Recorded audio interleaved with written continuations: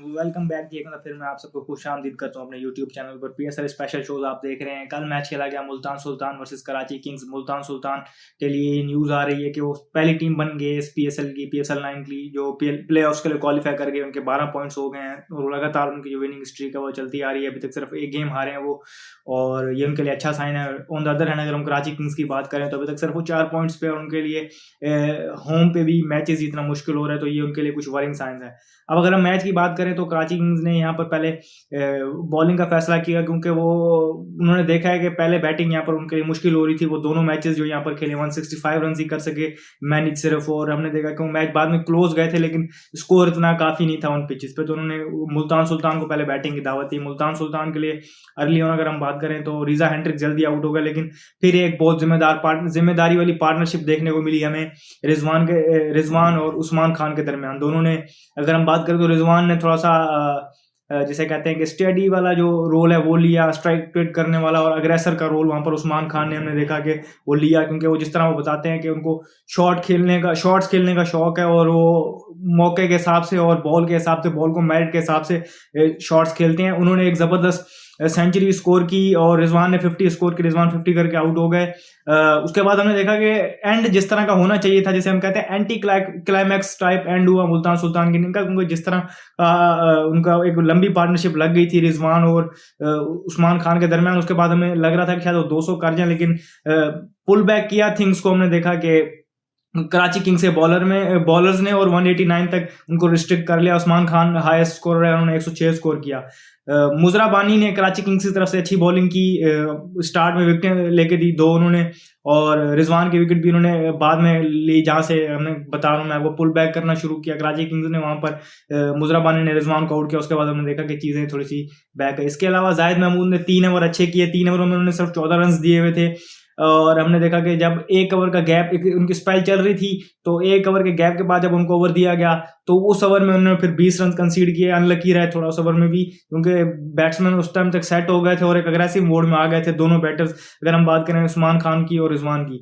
वहां पर कराची किंग्स की तरफ से अगेन नवाज अपने 3 ओवर का कोटा पूरा नहीं कर पाए, 4 ओवर का कोटा पूरा नहीं कर पाए, 3 ओवर कर पाए सिर्फ, जिनमें उन्होंने 37 रन कंसीड किए। बड़ा वॉरिंग साइन है। अब ये 1 ओवर जो उनका था, ये अगेन वो पूरा नहीं हुआ, जिसकी वजह से वो स्पेल उनको चेंज करके शुएब मलिक को बीच में 1 ओवर देना पड़ा, और वहां से हमने देखा कि जहां अच्छा स्पेल कर रहे थे जिस एंड से, वो एंड भी चेंज करना पड़ा जाहिद महमूद का।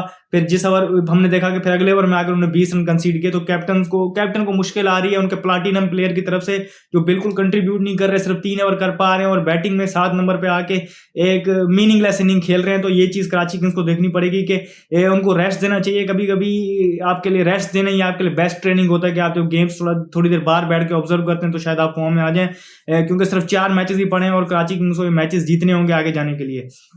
जब चेस करने आए कराची किंग्स वाले, तो अर्ली ऑन जो उनका पेस अटैक है मुल्तान सुल्तान का, जिस तरह नॉर्मली हमने देखा कि मुल्तान में बॉलिंग कर रहा था, वो यहाँ पर उनसे वैसी बॉलिंग नहीं हो रही।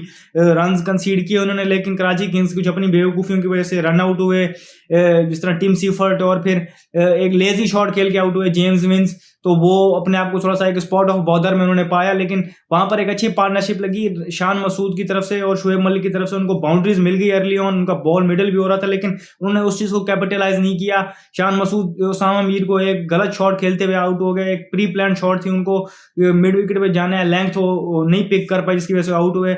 और शुएब मलिक ने इतना टाइम लिया हुआ था, इतना एक्सपीरियंस है उनके पास, उनसे ये चीज एक्सपेक्ट नहीं की जाती कि वो इस तरह विकेट थ्रो करके जाएंगे। उन्होंने खुशदिल शाह को एक आउट ऑफ नोवेयर एक ऐसा शॉट खेला और आउट हो गए।